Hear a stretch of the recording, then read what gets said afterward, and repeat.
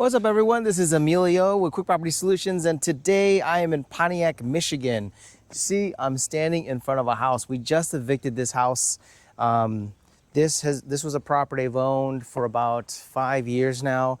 Tenants are gone. They weren't making any payments, so we went through the eviction process, got rid of them, and now we're going through the property. I wanted to show you how I secure my vacant properties. You know what, before I start this video, everybody, I wanted to say that if you are interested in contractors, if you are having trouble with your rehabs and you're trying to find trustworthy, reliable contractors that have quality work, reach out to us. We do rehabs in the area. Right now I'm in Oakland County. We're mostly like in Oakland, Wayne and Macomb. Depends where you are in Oakland, but we would be happy to take a look at a property for you and give you a quote. Also, if you are looking for property managers, we don't do property management, but I have a wonderful property management company. Reach out to me and I could send you to them. And the third thing is, you've been following me and you've been watching me do these rehabs and you want to be a part of it. Yeah, what's up? I'll be right back. I'm going to use my sledgehammer. That stuff rusty. Okay, no worries, man. You're good. And if you want to, fund me for these rehabs, I am looking for private lenders. So when I do these rehabs, I am looking for capital. So if you are out there and you have, money that you want to lend on, we pay a good interest rate. It's secured by the property. It goes to a title company. I'm a trusted resource to make sure that your funds are secured by the real estate. So if you have any questions about any of that stuff, reach out to me below. On to the video. In this little case thing, I got all my alarm systems. I use Simply Safe Alarm. So what I'm gonna do is I'm gonna go set up all the sensors. We did just do the clean out. So if you see here, I'm in the living room now, and there are no blinds on the windows. So what my goal is I don't want people seeing inside the house. So what I'm going to do is, I'm not going to install blinds because blinds are expensive. I'm going to take this flooring paper that we use when we finish like a house, and sometimes we have showings and we put it on the floor when we're painting. And the floor is okay. We don't want paint to get on the new floors. We'll use this to cover the floors. I'm going to use it to cover the windows. So one of the reasons I'm doing that is because I don't want anybody seeing inside the house and seeing that it's vacant, because there is still a furnace and a water heater here. Let's turn this camera around. So 3-bedroom, 1-bathroom bungalow. So this is kind of like a living room area. I probably could put a wall up here and make this a 4-bedroom, but I don't think I'm gonna go do that. I don't think the comps get any higher with a 4-bedroom. I'll run some comps and see. So 1st bedroom here. I mean, it's not in bad shape, new ceiling light, new doors, paint everything. The windows are vinyl, so paint the windows. Get some new vents. Trim looks okay, but just replace where necessary. So here's the deal with this house, bathroom. I could either fix this house up and rent it again and then deal with tenants again. Or what I could do is, which I think, I could flip it. So I could sell it as is, cash, and just get rid of it. Okay, so this is upstairs. This is kind of like a lounge area, whatever. There's a 2nd bedroom here. So yeah, I could either fix it up, flip it, and just get my profit and buy another one. Again, got to run the numbers on it. I think the ARV in this area is like 145, 150. My mortgage balance on this is 50,000. So I put 30 into it. I could sell for 150, or I could probably put like maybe 35, 40 into it. But just to be conservative, that was the 3rd bedroom. Just to be conservative, I won't say 150. Let's say 145. There is no garage. Exterior needs a lot of work, a lot of masonry work, things like that, but I don't know. So anyways, the flip, sell it as is. I could probably sell it as is and not put any money into it and sell it. Oh, here's the kitchen. Sell it cash maybe 75, maybe 85. Let's go down here. I had a dog in here too, so it freaking stinks. It smells really bad. Or keep it, fix it up, rent it again, or have to deal with tenants all over again. And my final option is the one that I think I'm going to go with. Let me turn this off. See? And that, man, it really smells down here. I need to get an ozone generator in this house. I should have brought that with me. So if you, oh, there's the furnace and water heater right there.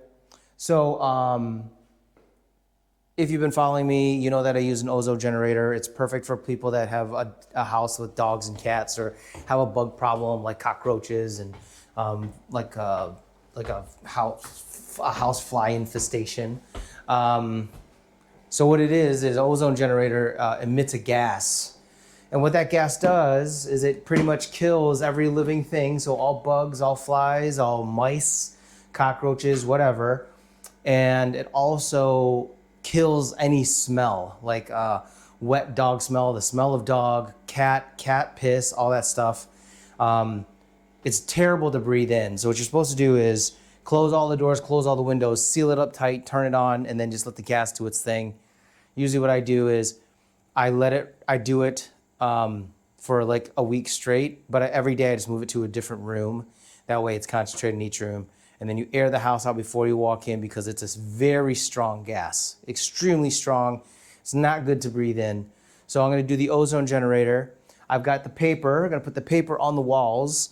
I'm going to be putting a double cylinder deadbolt on the door. And what that is this is a single deadbolt. So you see, you could turn it from one side to the next with this handle. Double is each side has a key. So a key here and a key there. The only way to get the door open is with the key, or to pretty much kick it in. So the reason why I'm going to put a double on there, again, none of this stuff prevents people from breaking in or trying to steal stuff. This is not the best area in Pontiac, so it's gonna happen. People will break in. However, it's a deterrent. It slows them down.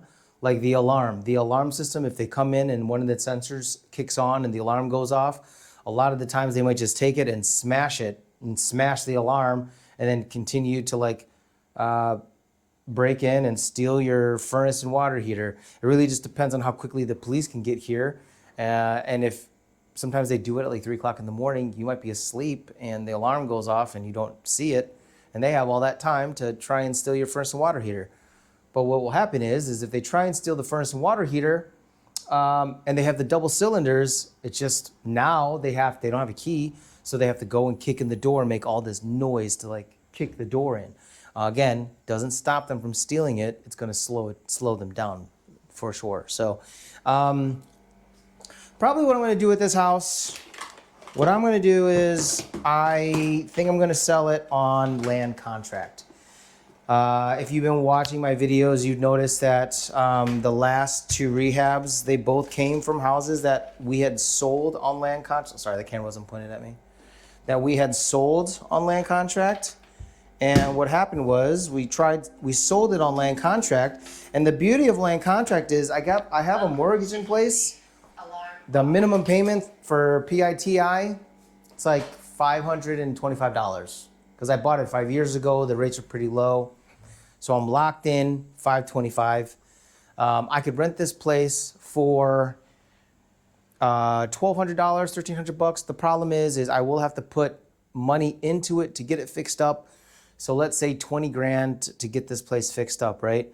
So I come out 20 grand and I'll be making, if I could rent this place for $1,200 a month, $550, that's $650 in cash flow, which is pretty good. But if anything were to happen, furnace goes out, there's water issues, the toilet breaks, the fridge is broken, whatever, I still have to pay for it, which, it goes along with repairs and maintenance when you're doing a rental. However, if you're selling an online contract, you could sell this house, and what a land contract is called seller financing or creative financing.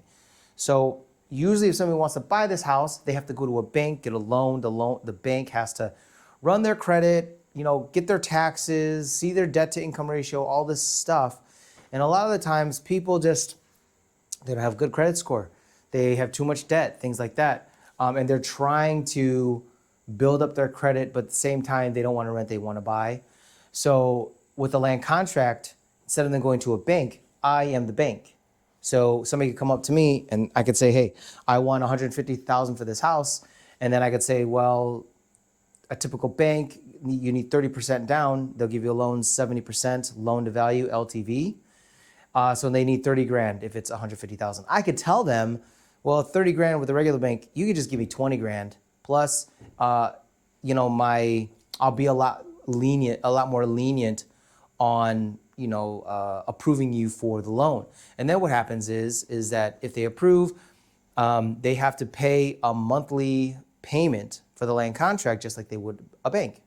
And then a lot of the times there's something called a balloon payment, which means a balloon payment means the whole loan is due. So let's say it's a 5-year balloon payment. Well, they have 5 years until they have to pay that whole loan off. So what they should be doing in the 5 years, and when I say should be, that is a hypothetical should. They should be fixing their credit. They should be working on getting their debt down. They should be fixing up the house to get the value of the house up. So what happens is by year 5, or they should start by year 4, they could start applying with a bank. And in that time, they have fixed their credit, they got their debt down, all that kind of stuff. And then the bank will refinance them and then pay me off. And then they get a new loan with the bank. Or what they could do is if they lived here for 5 years and they're like, you know what, I don't want to live here anymore, let's just sell it. And then if they sold it to somebody for, in 5 years, this house might be worth 175. So then they have to pay my loan off and then they have what's ever left. Again, it's their property, so they just have to pay me off when they sell it or refinance it. The beauty of it is with land contract, if the furnace goes out, it's their house. If you get a loan for a car from a bank and you need new tires, the bank's not gonna give you money for tires. Or if you need a new water pump or you need whatever, broken windshield, I don't know. That is your car, so you have to pay for it. So with the land contract, it is their house, so they have to pay for it. So if the furnace goes out, or let's say the air conditioning goes out, that's their responsibility. So that's the one reason I like land contract, because it's really more, not set it and forget it, but the maintenance thing is completely out of my hands. One of the things that I liked about selling houses on land contract was 2 things. If ever they fell behind on payment, I'm like, hey man, you're late. And they're like, okay, I'll just catch it up, blah, blah, blah. But they never came to me for repair problems. I think the only thing that ever became a problem was if they had fallen behind on payments. And they realized that if you don't pay, then they're gonna lose the house. So they're gonna do the best they can to keep the house. And they lose their deposit too. So there's a deposit they have to put down, let's say 15 grand, and they lose the house, well, they lose the 15 grand. It's just like when a bank forecloses on a homeowner, they're gonna lose everything. Like they're gonna lose the equity, the deposit, everything. All the upgrades they made to the house, they lose it all. So it's in their best interest to try and, make the payments every month, just like a responsible homeowner should. The second thing is, and I've noticed this, a lot of the times I don't even want the house. So I've sold 3 houses on land contract, never wanting the house back. Matter of fact, the people I sold it to, I wanted them to keep it. I wanted them to fix it up because it was a nice house. It had a lot of potential. But after the balloon payment was due, I don't think anybody actually has ever cashed me out of a land contract yet. They just give the house back. One guy had it for 5 years. He actually put a furnace, water heater, he made repairs, and he didn't even want the furnace and water heater back. He was just like, you know what, it just didn't work out, here you go. And he gave me the keys back, and I sold it as is to somebody with the furnace and water heater in it. And I got, actually got more money than what his balloon payment was. So, it worked out. And what I've been noticing with all of my wholesaling and real estate investing techniques, wholesaling is the thing I like the most. I like doing that the most. I like owning rentals, but the problem is evictions and repairs and late payments and things like that. But my second favorite thing is selling on land contract, because it really is, you're kind of just a note holder. You just keep getting money and you don't have to make repairs and you don't have to do any of that kind of stuff. Also with rehabbing, I've been rehabbing for 2 years. You know that I've only wholesaled and now I'm doing rehabs myself. I like rehabbing, but I'm not passionate about it. I just do it because I know like there's a big paycheck at the end of it. If you're lucky, if you've been following me this channel, you know some of them were expected a big paycheck and then it just didn't go right. And now I have to do creative stuff to try and get my money back. So rehabbing I like too, but rehabbing is like a huge risk. With this, the land contract, to me, it kind of like checks all the boxes that I'm looking for. I get to keep the asset. I don't sell it off. I get the cash right away. But a lot of the times, what happens if this area, the values boom up, Rentals, I don't have to deal with evictions or repairs or maintenance anymore. And then potentially with the land contract, they might be giving the house back. A lot of the times, they never even told me why they didn't want the house. They just gave the house back. And 2 of the 3 times, they were very grateful that they even were able to live in the house. So it ended really well. The 3rd one, it ended decent, but we did have to go to court. But anyways, I wanted to shoot this video because I wanted you to see this house. I wanted to just talk about the options I have when I see this house, what I'm going to do to secure it and get it locked up and make sure I kind of try and not have people break into this place. So thank you very much for watching. I really appreciate it. If you've enjoyed this content, please share this content, like the video, comment below. Reach out to me if you're in the Michigan area. I would love to talk, would love to connect. Appreciate it. Talk to you soon.